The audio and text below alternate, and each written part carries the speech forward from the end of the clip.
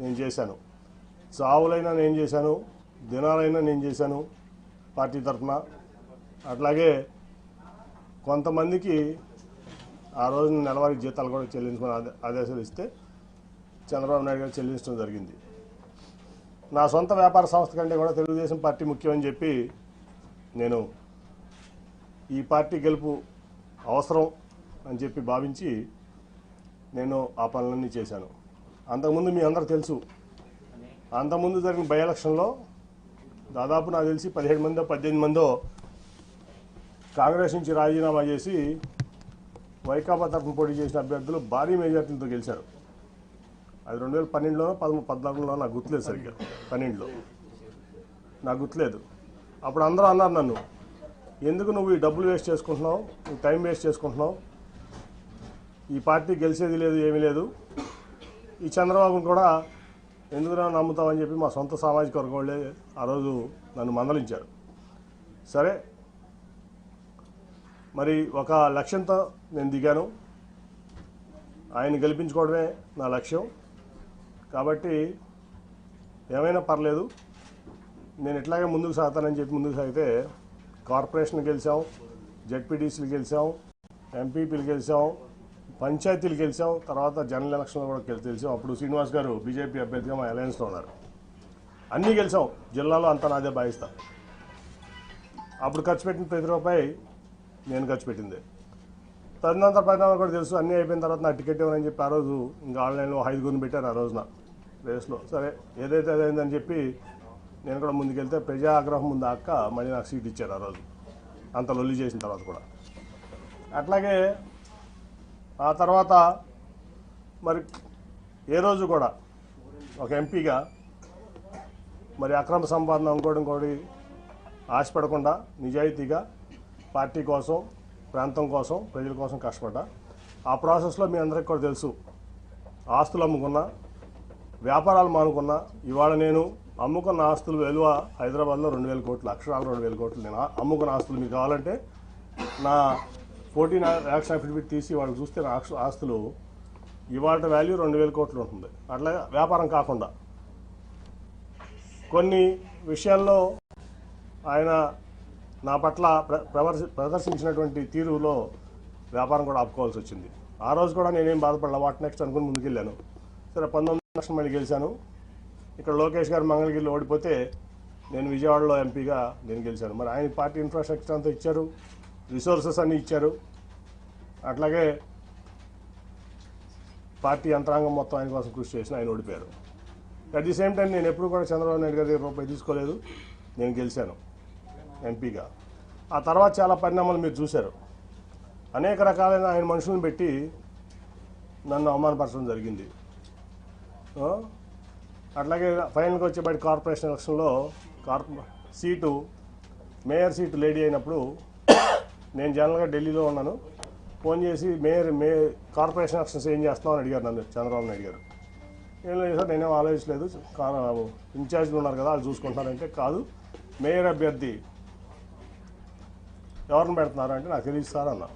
ఇదే మాటలు మీకు చెప్తున్నా, నేను ఒకటి కూడా కోల్పోవట్లేదు. ఆ రోజు అన్నాడు, బోండమ్మ గారి వైఫ్ని పెడుతున్నారని నిజమేనా అని నన్ను అడిగారు ఆయన ఫోన్లో క్వశ్చన్. నేను వాళ్ళ వరకు ఎవరికి చెప్పలా నిజం, నాకు తెలియదండి అన్న. లేదు అది జరిగితే చాలా ప్రమాదకరం, నువ్వు ముందు మీ కుటుంబంలో మీ కూతురులో ఉన్న పెట్టు అంటే, లేదండి వాళ్ళు ఈ ఆలోచన లేదు, వాళ్ళకి రాజకీయంలోకి వచ్చేది ఆలోచన లేదంటే, కాదని చెప్పి 3 రోజులు నన్ను ఆయన ఇబ్బంది పెట్టారు, ఆయన బలవంత పెట్టారు, ఇబ్బంది కాదు. సరే, అప్పుడు టాటా ట్రస్ట్లో పనిచేస్తున్న శ్వేత అని మాట్లాడితే నాకు ఇంట్రెస్ట్ లేదు డాడీ, నాకు సోషల్ సెక్టర్లో చాలా ఇంట్రెస్ట్గా ఉన్నాయంటే ఇట్లా చెప్పారమ్మా చంద్రబాబు గారు. సరే, మరి పార్టీ కోసం నేను చేయాల్సి వస్తుందా మనం చేద్దామంటే 3 రోజులు విముఖత తర్వాత అక్కడ రాజీనామా చేసి వచ్చి ఇక్కడ ఆవిడ నుంచోవడం జరిగింది. తర్వాత మళ్ళీ ఏం జరిగిందో మీకు అందరూ తెలుసు. అట్లా మళ్ళీ అదే మనుషులతో ప్రెస్ మీట్ పెట్టించి ఎలక్షన్ 2-3 రోజుల ముందు నన్ను ఒక వ్యక్తితో ప్రెస్ మీట్లో పబ్లిక్గా ఆ ఎంపీ కేసునేనా అని చెప్తూ కొట్టిస్తానని చెప్పి మాట్లాడించారు చంద్రబాబు నాయుడు గారు. ఆ ఎంపీ కేసునేనా అని చెప్పు తీసి కొడతానని చెప్పి ఒక క్యారెక్టర్లెస్ పర్సన్ పార్టీ ఎంపీని అన్నారు. స్పందన లేదు పార్టీ నుంచి కానీ ఏ వ్యక్తి నుంచి కానీ. అదే ప్రెస్ మీట్లో ఒక పాలిట్ బ్యూరో సభ్యుడు గొట్టంగాడి ఎంపీ అన్నాడు, అయినా స్పందన లేదు. 50 మంది కార్పొరేటర్లు 64 మంది పోటీ చేస్తే 50 మంది ఓడిపోయారు. సరే, గెలిచేవాళ్ళు ఓడిపోయేవాళ్ళు అది తర్వాత సంగతి. వీళ్ళ ప్రెస్ మీట్ వల్ల పార్టీ చల్లా చెదురైపోయింది. ఆ నెక్స్ట్ 2 రోజుల తర్వాత వచ్చిన చంద్రబాబు నాయుడు ప్రచారానికి, నువ్వు రావద్దు నాతో పాటు ప్రచారానికి, నువ్వు వస్తే వాళ్ళిద్దరూ రానంటున్నారు నాతో పాటు అని. ఓకే సార్ మీరు వెళ్ళండి అని చెప్పి పంపించడం జరిగింది. ఒక సిట్టింగ్ ఎంపీ లేకుండా కార్పొరేషన్ ఎలక్షన్స్లో నా కూతురు నుంచోబెట్టి నా డబ్బులు ఖర్చు పెట్టుకుని నేను లేకుండా ప్రచారానికి వచ్చాడు ఆయన, ఒక పార్టీ అధ్యక్షుడు. అట్లాగే అంతకుముందు మీకు అసలు యాక్చువల్గా చెప్పాల్సింది ఏంటంటే, రాబిన్ శర్మ టీము నేను నెట్టనారాయణ గారు కూర్చుంటే వచ్చి, సార్ మన పార్టీకి 5 సీట్ల కంటే ఎక్కువ రావట్లేదు ఎలక్షన్లో, దీనికి అసలు మరి ఏం చేస్తారో తెలియదంటే, నువ్వు ఆ రిపోర్ట్ ఎక్కడ బయటికి పెట్టమాక, మీరు నెట్టనారాయణ గారు సాక్ష్యం దీనికి, నువ్వు ఆ రిపోర్ట్ ఎక్కడ బయట పెట్టమాక, నేను చూసుకుంటాను. ఆల్రెడీ రంగంలో ఉన్నారు 64 మంది, నీరు గారిపోతారు, చాలా ఇబ్బంది పడతారు, సెల్ఫ్ కాన్ఫిడెన్స్ కోల్పోతారు, అసలు ఎక్కడ బయట పెట్టమాక నేను చూసుకుంటానని చెప్పి నేను ఫండ్ చేసి, ఏ ఒక్క రూపాయి పార్టీ కానీ ఆడ ఇన్ఛార్జ్ కానీ ఒక్క రూపాయి ఇవ్వాలి ఒక క్యాండిడేట్కి, మొత్తం నేను ఫండ్ చేసి నేను నుంచోబెట్టి నేను గెలిపిస్తే వీళ్ళు మొత్తం చెడగొట్టారు. 14 గెలిచాం ఫైనల్గా. ఓకే, అదంతా అయిపోయింది. కానీ ఇక్కడ ఏంటంటే, ఒక పార్టీ అధ్యక్షుడు ఒక పార్టీ ఎంపీని ప్రోటోకాల్కి విరుద్ధంగా నువ్వు రావద్దు ఏమంటన్నాడు, మరిచ్చా పార్టీ కోసం ఆయన కోసం. ఒక పార్టీలో ఉన్నటువంటి పాలిట్ బ్యూరో మెంబరు ఒక 5 పదవులు ఉన్నటువంటి వ్యక్తితో చెప్పు తీసుకొడిస్తా అన్నాడు, భరించా. అట్లాగే గొట్టంగాడు అనిపించారు, భరించా. ఏం చేయాలి నేను, ఎన్ని అవమానాలు పడాలి, అయిపోయింది రోజువారీ అవమానాలు. తర్వాత నేను ఒక రోజు వెళ్ళి ఆయనతో చెప్పాను, సార్ మీకు ఇష్టం లేకపోతే చెప్పండి నేను తప్పుకుంటాను ఎంపీగా అంటే, లేదు లేదు నువ్వే ఉండాలి. 10 మంది ముందు చెప్పాను, నేను ఒకళ్ళు కాదు. ఆ రోజు వల్లరామయ్య గారు ఉన్నాడు, నెట్ట రఘురామ్ గారు ఉన్నాడు, పార్టీ ఇన్ఛార్జ్లు అందరూ ఉన్నారు, 7 ఇన్ఛార్జ్లు. ఆ రోజే నేను ఆయన చెప్పా, సార్ ఎవరన్నా పెట్టుకోండి నేను తప్పుకుంటున్నాను అంటే, ఆయన చెప్పిన మాట ఏంటంటే, అందరి ముందు, నేను ఇది ఎసెన్స్ కాదు నువ్వే ఉండాలి, ఈ మాట బయటికి ఎక్కడ అనొద్దు, నువ్వు మీరు కూడా ఎక్కడ అనొద్దు ఎవరో అన్నారు. వాళ్ళందరినీ బయటికి పంపించి నన్ను ఆ నెక్స్ట్ డే నందిగామ జగపేట సభలు జరుగుతున్నాయి.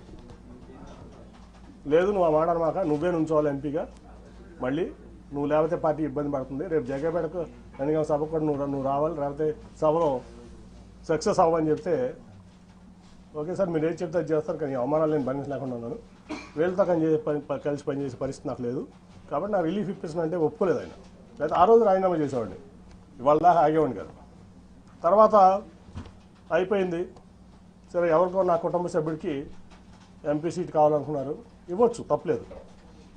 ఇప్పుడు ఎంపీ సీట్లు కావాలంటే 6 ఎంపీ సీట్లు టీడీపీలో కమ్మ సీట్లు ఉన్నాయి, విశాఖపట్నం, రాజమండ్రి, ఏలూరు, విజయవాడ, గుంటూరు, నరసరావుపేట. ఈ జనరల్గా తెలుగుదేశం పార్టీలో ఎప్పుడు కమ్మాసే పోటీ చేస్తారు. సరే అక్కడంటే భరత్ ఉన్నాడు కుటుంబ సభ్యుడు, వైజాగ్లో ఓకే. మురళీమోహన్ గారు ఖాళీ చేసినటువంటి రాజమండ్రి సీట్ ఉంది, అలాగే నాగండి బాబు అంటున్నటువంటి ఏలూరు సీట్ ఉంది, ఇటు పక్క గుంటూరు గల్లా గారు పోటీ చేయాలంటున్నారు, అటు పక్క నరసరావుపేటలో అభ్యర్థి లేదు, అక్కడికి వచ్చు కదా. ఇక్కడ తీసుకొచ్చి ఇన్ఛార్జ్లు అందరికీ ఇతర ఎంపీ అని చెప్పి నాకు చెప్పకుండా, నాకు కమ్యూనికేషన్ లేకుండా ప్రోటోకాల్ వైలేట్ చేసి,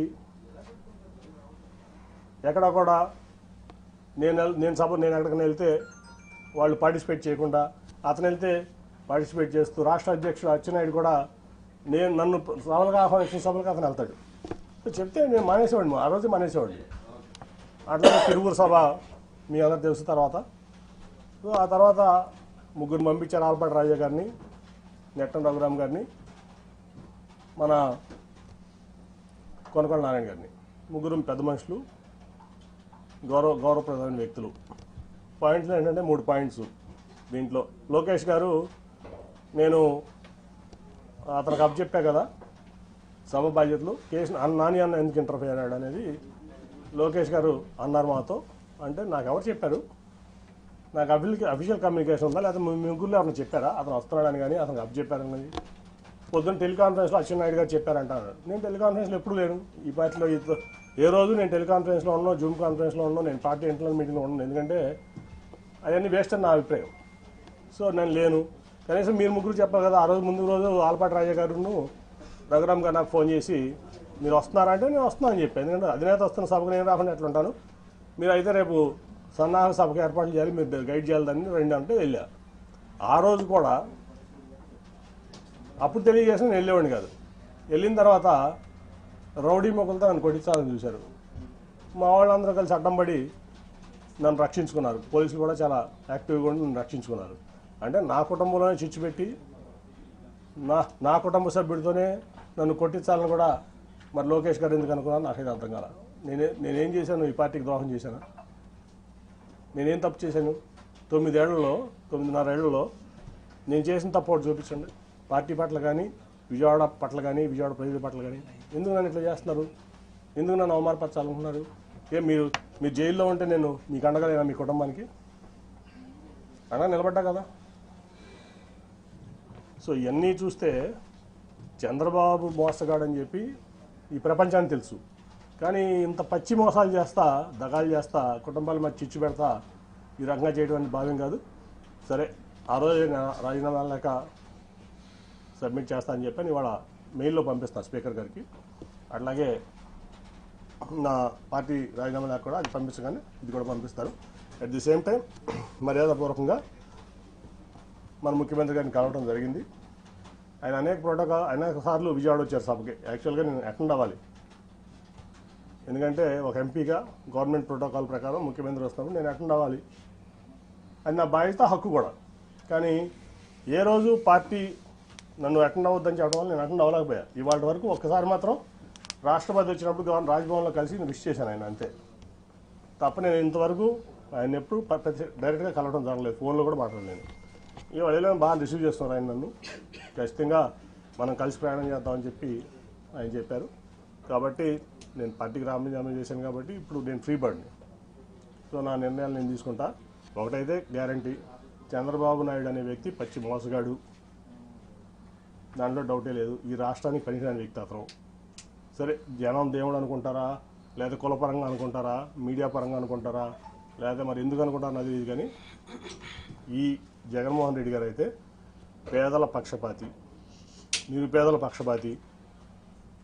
ఏ డెవలప్మెంట్ అనుకుంటారా? కోవిడ్ వల్ల కొన్ని కారణం 2 ఏళ్ళు భారతదేశమే ఇబ్బంది పడింది, ప్రపంచమే ఇబ్బంది పడింది, భారతదేశం కూడా ఇబ్బంది పడింది.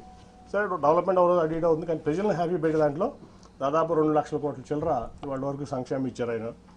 ఇంకా ఇస్తానికి కమిట్మెంట్గా ఉన్నారు. చతుర్థి చాలాసేపు మాట్లాడటం జరిగింది. సో నాకు బాగా నచ్చారు ఆయన. నచ్చడమే కాదు, ఆయన పథకాలని చూస్తున్నాం, వింటున్నాం. సో ఆయనతో కలిసి ప్రయాణం చేయాలని చెప్పి నేను నిర్ణయించుకున్నాను. వన్స్ నా రాజీనామా ఆమోదం పొందగానే నేను పార్టీలో చేస్తాను. నేను ఒకటండి, నేను 2014లో కూడా చంద్రబాబు నేను టికెట్ అడగల. ఎప్పుడు కూడా ఆయన గేట్ ముందు నుంచున్నా, డోర్ ముందు నుంచున్నా, నేను ఎప్పుడు చంద్రబాబు అని టికెట్ అడగల. 19లో అడగల. అట్లా నేను ఆయన కూడా నేను ఎప్పుడు టికెట్ అడగల. నాకేంటంటే నాకు విజయవాడ అంటే పిచ్చ ప్రేమ. మీ అందరికి కూడా తెలుసు అది, ఆ విషయం. విజయవాడ అంటే పడి చచ్చిపోతాను నేను. నాకు కావాల్సిన విజయవాడ డెవలప్మెంట్, విజయవాడ ప్రాంత ప్రజలు మంచి చేయడం. అందుకే టాటాని తెచ్చిన, గట్టిగా ఆయన కాళ్ళు పట్టుకుని నువ్వు వద్దు చంద్రబాబు నాయుడు గారు. ఆఖరికి విమానాశ్రయం కూడా నేనే చేసింది. ఎందుకంటే ఆయన 5,000 ఎకరాల్లో ఇక్కడ కట్టుకుందాం అనుకున్నాడు ఈ నాగార్జున యూనివర్సిటీ దగ్గర. సార్ అది అవ్వదు, తన ముందు మన మినిస్టర్ ఉన్నాడు, సివిల్ ఏవియేషన్, సెంటర్ ఒప్పుకుంటుంది జైట్లీ గారు వాళ్ళు. అంటే నాకు సపోర్ట్ ఆ రోజు వెంకయ్యనాయుడు గారు, సుజనా చౌదరి గారు. లేకపోతే ఆ ఎయిర్పోర్ట్ కూడా ఉండేది కాదు. సో ఆయన మా విజయవాడకి నిజం చెప్తున్నా, మీరు ప్రెస్ కాబట్టి మీరు కూడా తీయండి. 2014 నుంచి 19 వరకు విజయవాడకి ఒక 100 కోట్ల రూపాయలు చంద్రబాబు నాయుడు గారు స్టేట్ గవర్నమెంట్ ఇచ్చింది చూపించండి. నేను తీసుకొచ్చిన సెంట్రల్ గవర్నమెంట్ ఇచ్చాను, ఇంక్లూడింగ్ టాటా ట్రస్ట్ కానీ ఏదన్నా కానీ. అరుణ్ గారికి తెలుసు టాటా ట్రస్ట్ ఎంత చేసాం మేము ప్రాంతంలో, అన్ని విలేజెస్లో. అలాగే ఫ్లైఓవర్స్ కానీ ఏదన్నా కానీ అది నేను కేంద్రం నుంచి తెచ్చింది. ఆయన ఒక 100 ఆయనకి విజయవాడ పట్ల చిత్తశుద్ధి లేదు. ఆయన ఏంటంటే షాజహాన్ తాజ్మహల్ కట్టాడు, నేను అమరావతి కట్టాను. షాజహాన్ తాజ్మహల్ కట్టాడు కదా, ఎవరు కట్టారు తాజ్మహల్ అంటే షాజహాన్. అమరావతి ఎవరు కట్టారంటే చంద్రబాబు నాయుడు కట్టాలనే ఇది తప్ప విజయవాడ పట్ల ఆయన చిత్తశుద్ధి లేదు నాకు తెలిసి. ఎప్పుడు అది ఒక 100 కోట్లు కూడా 2014 నుంచి 19 వరకు విజయవాడ అభివృద్ధి కోసం చంద్రబాబు నాయుడు ఇచ్చింది లేదు, చేసింది లేదు. నేను మొదటి నుంచి చెప్తున్నా. నేను ఆయన చెప్పేవాడిని, sir Vijayawada is a reality, Vijayawada is a reality. Amaravati is your dream which has to be converted into a reality. అది అవ్వదు సార్. గిఫ్ట్ సిటీ కట్టారు ప్రధానమంత్రి గారు, ఇంకా చాలా ఇబ్బంది ఉంది అక్కడ. ఎకానమీ అంటే అప్స్ డౌన్స్ ఉంటాయి. ఒక ఢిల్లీ వదిలిపెట్టి, ఎన్సీఆర్ వదిలిపెట్టి, అహ్మదాబాద్ వదిలిపెట్టి, బాంబే వదిలిపెట్టి, పూణే వదిలిపెట్టి, చెన్నై, బెంగళూరు, హైదరాబాద్, కోల్కతా వదిలిపెట్టి అమరావతి ఎందుకు వస్తారు సార్? ఎవరన్నా దేనికి వస్తారు? ఇవన్నీ అవ్వవు సార్. ముందు విజయవాడ, గుంటూరు ఇవన్నింటినీ చేసుకుందాం అని చెప్పి ఎన్నో సందర్భాలు కన్ఫరెంట్ అయ్యాను. కానీ ఫస్ట్ టైం నేను ఎంపీని, నీకేం తెలియదు అని చెప్పి నన్ను తోసేవాళ్ళు. ఓకే, నా పని నేను ఏదో సెంట్రల్ గవర్నమెంట్ తెచ్చుకున్నా, నా విజయవాడ కోసం చేసుకున్నా. ఓకే, నేను హ్యాపీ, నా విజయవాడ ప్రజలు హ్యాపీ. నన్ను వాళ్ళు ఓన్ చేసుకున్నారు, వాళ్ళు నేను ఓన్ చేసుకున్నా. రెండోసారి యాంటీవేలో కూడా నన్ను గెలిపించారు. దానికోసం నేను కష్టపడుతున్నాను, ఇంకా కష్టపడతా. సో నేను అనేది ఏంటంటే, నేను ఎప్పుడు ఆయన్ని టికెట్ అడగలా, ఈయన్ని టికెట్ అడగలా. సో నేనైతే జగన్ గారితో సేల్ చేద్దామని చెప్పి నిర్ణయించుకున్నా. సేల్ చేస్తాను, ఆయన ఏ బాధ్యతలు చెప్తే అది చేస్తాను. సార్, మీతో పాటు టీడీపీలో సిట్టింగ్ ఎంపీలు చాలా మంది పోటీకి దూరంగా ఉన్నారు, ఎందుకంటే మిగతా ఎంపీల గురించి తెలియదు, కానీ విజయవాడ పార్లమెంట్లో అయితే టోటల్గా 60% టీడీపీ ఖాళీ చేసేస్తాం, దాంట్లో డౌట్ లేదు. సార్, ఇందాక మాట్లాడుతూ బోండా ఉమా గారి వైఫ్కి మేయర్ అభ్యర్థిగా ఇస్తే ప్రమాదం అని చెప్పాను. ఏంటి సార్ ఈ క్వశ్చన్? అది నాది, చంద్రబాబు గారు అడగదు. ఆయన చెప్పిన మాట మీకు చెప్పా. ఇవాళ వరకు నేను ఎక్కడ కూడా ఎంత అవమానాలు తిన్నా నేను రివీల్ చేయాలి, మీకు కూడా తెలుసా సంగతి. ఆయన అన్నమాట అది, బోండా ఉమా గారి వైఫ్ని పెడుతున్నారంట, నిజమేనా అని అడిగారు నన్ను. ఇదే క్వశ్చన్. నాకు తెలియదు సార్, నేను అసలు దాంట్లో ఇన్వాల్వ్ అవ్వలేదు అన్న. కాదు అది చేస్తే చాలా ప్రమాదం, నువ్వు ఇమీడియట్గా మీ అమ్మాయిని పెట్టని చెప్పి పంపించారు. నన్ను ఢిల్లీ నుంచి విజయవాడ పంపించారు ఆయన. ఈ మాట ఇవాళ వరకు నేను ఎవరికి చెప్పలా, ఇంక్లూడింగ్ నా సొంత కుటుంబాన్ని చెప్పలా. 60% తెలుగుదేశం పార్టీ ఎన్టీఆర్ జిల్లాలో ఖాళీ అవబోతుంది. 60%. ఏదైనా నేను జగన్ గారితో కలిసి ప్రయాణం చేయడానికి నిర్ణయించుకున్నా. ఆఫ్టర్ మై రిజిగ్నేషన్ నేను మానసిక వ్యభిచారం చేయను కొంతమంది లేక, మీకు అర్థమవుతుంది ఎవరో. కాబట్టి నేను రాజీనామా చేసి వచ్చి ఆయనతో సేల్ చేయడానికి, ఆయనతో పాటు సేల్ చేయడానికి పేద ప్రజలకి ఆయన అండగా ఉన్న తీరుకు నాకు నచ్చింది. కాబట్టి ఆయనతో పాటు నేను నడుస్తానికి నేను సిద్ధపడ్డాను. ఆయన ఏదో ఆలోచిస్తే ఎంపీగా పోటీ చేయమంటాడా, ఖాళీగా ఉండమంటాడా, పార్టీ చూసుకోమంటాడా, విజయవాడ ఎన్టీఆర్ జిల్లాలో ఆయన ఇష్టం. ఆయనకు వదిలేసాం.